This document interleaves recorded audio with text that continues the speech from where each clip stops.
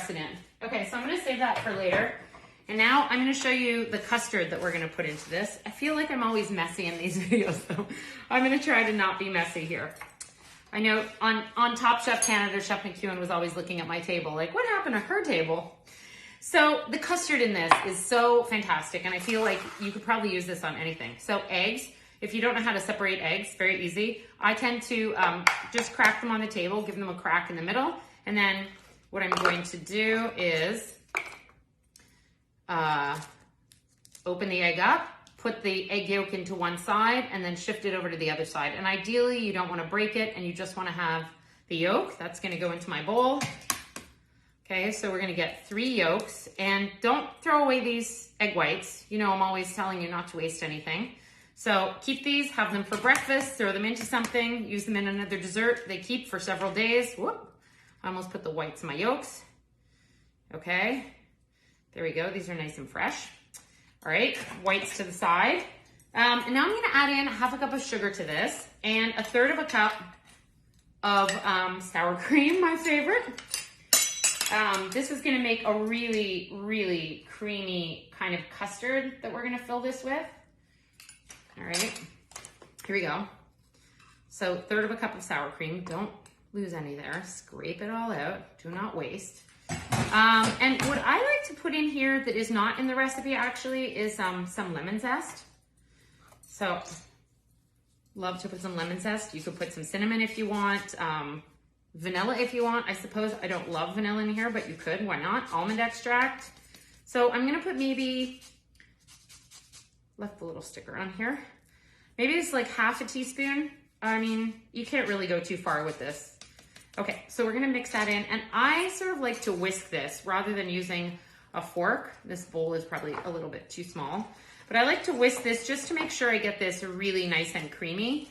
The kind of creamier you get this now, the more luxurious it is in the pie. So give this a good whisk. Don't stop when it's just mixed together. You kind of want the sugar in here to dissolve a little bit. You don't feel any of those crystals anymore. And also into this, I'm gonna put 2 tablespoons of flour that I'm gonna stir in. That's gonna help thicken it. All right. Mix in the flour here. And so that's gonna help make the custard thick and not runny. Oh my God, I can already taste this. This is the pie that my mother used to make after we'd have like a lobster dinner down by the beach. And this is just the perfect way to end kind of any summer meal. Or forget the meal, just have this. Okay, so now I have my custard. I have my tart shell here that has cooled for like 2 seconds. What you wanna do, this is called blind baking. So you press it into the mold and then you're gonna bake this until it's like just set. And the reason you do that is because you wanna have the whole tart shell really baked through. Some pies you do this, some pies you don't do this, but we're putting a wet component in here. So that's gonna kind of keep it wet, and what we want is for the bottom to get nice and crisp. So I'm just gonna put this tart shell down right here. Okay, so excited. Now, the thing I like to do is put in the fruit first, don't put in the custard first.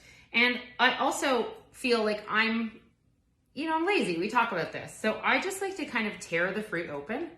So I'm gonna tear the fruit open, take the pits out, make sure there's no little bad bits. This is particularly easy to do with these little apricots. And you know, when I do have peaches, I believe that the recipe calls for you to blanch the peaches and peel the skins so that you have a really, really beautiful skin-free pie. But I happen to love the peach skins. I think they have just a gorgeous color, and also I just feel lazy. So I'm just not going to peel the skins off anything. And I'm sure you guys feel the same. These days, I feel like it's such a luxury to even get in like a quick dessert. So hard to get in something that's really time consuming. Although when you do, it really feels like such a luxury. Whoop. Sorry about that. Okay, so here we're gonna finish putting these in. And then I'm gonna show you a little trick on the cherries that I have here to get these into the pan. And you know, I think that one lesson about zoeifying is it's not about doing everything, rushing everything, and doing it as fast as you can. It's really about figuring out when you need to spend the time and where you need to spend it. Part of that is you can see this pan that I'm using has a fluted edge on it. It's a really beautiful pan. I think it costs $20. You can certainly order them online. I'm going to try and post a link to it with this video. But, you know, those things make it extra beautiful, and it is absolutely no more work than it would have taken you to press it into a pie pan. So it's not about really rushing, and I say I'm lazy all the time, but there are places where you should spend the time and places where you really don't need to spend the time, like peeling peaches. And so I just feel like you have to know the art of zoeifying is knowing where to spend the time, like really pressing this pie dough perfectly into this pan is a place to spend the time, because when it comes out and it just looks so absolutely spectacular, you feel like it was worth that extra few minutes. So I'm gonna try and tuck all these in here. I don't wanna waste any. I saw a couple had kind of lost their little lives here. Look how beautiful these are. I mean, these are just tiny little fresh apricots. I think they come from, I wanna say they come from Ontario, but I don't think that's possible. I think somebody lied to me. Okay.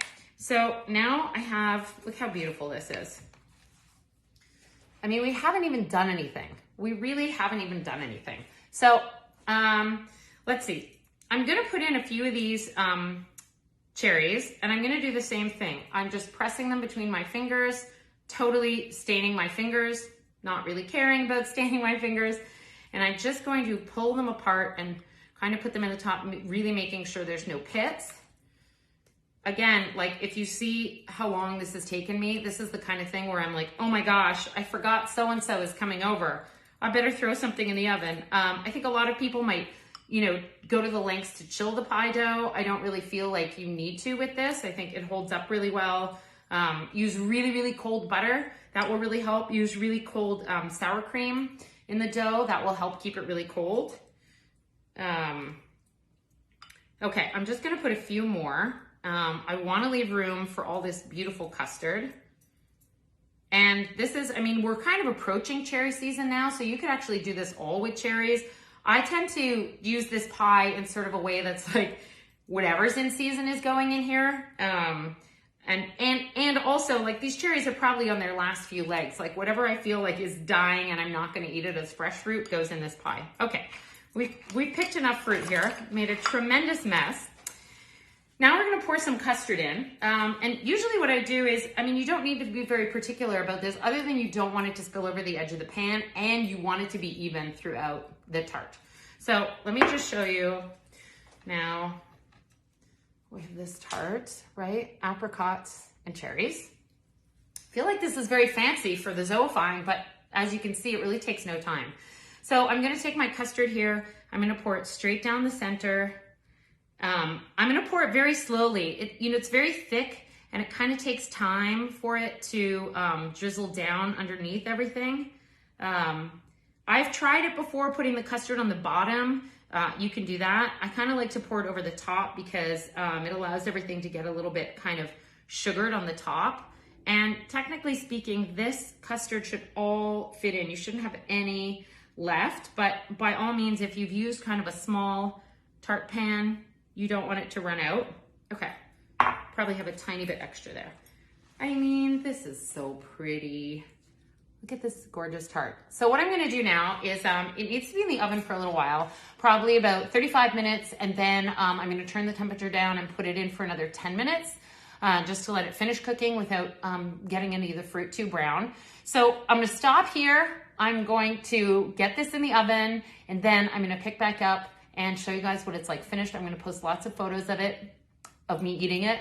And I cannot wait for you guys to make this, and I wanna see everything that you're making. I wanna see all the pictures of it. Tag me on Instagram at Zoeify Montreal. And if you don't wanna make desserts and you want me to make your desserts, and you live in Montreal, you can order one of our weekly menus at zoeified.com. We have dessert in there every single week, different every single week, usually pretty seasonal. If you live somewhere in Canada, you can order from our pantry and you can bake my recipes at home. I also want you to tag me because I want to see what you're coming up with and how you zoeify it by adding stuff that you have around the house, extra nuts, extra chocolate, whatever you got. So I'm going to catch you guys back soon and see you in a bit.